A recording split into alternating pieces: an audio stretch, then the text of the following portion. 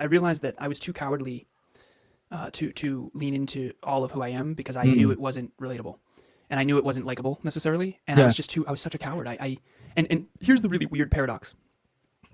I'm too cowardly to show who I really am, but yet I want acceptance for who I really am. Yeah. So I basically am guaranteeing I never get accepted or loved for who I am. Yeah, I was just stuck. Yeah. I did everything I could because when my stepdad left and obviously my father passed away, and in some ways, and this is a whole thing, in some ways I kind of lost 3 families by the time I was 14. I developed this abandonment challenge, and I didn't want to be abandoned, so I did everything I could to hang on to friends and family, and I was playing not to lose rather than playing to win. Some people are playing not to lose perception or status.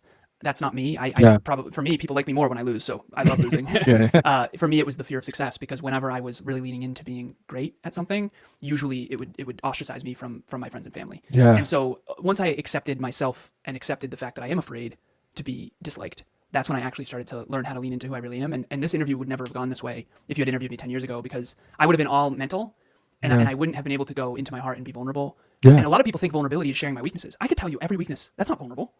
Me being less than is not vulnerable. Me being more than is actually really scary. And I know some people will resonate with that but most people won't, statistically speaking, because most people do fear failure, and they fear losing status, and they fear not being smart enough or not good enough or not competent enough. That's the majority statistically. But there's a small percentage of the population that actually they're more afraid of success than they are of failure, because every time they lean into being great, they basically get shit on and or ostracized from the group. And if you've ever played a board game and the other people didn't care whether or not they won, they only wanted to make sure you didn't win. They just want to make sure Alan loses. You know exactly what I'm talking about. And unfortunately, we are all either cowardly in our own competence behind the scenes when no one's watching, or cowardly socially. And I was cowardly socially.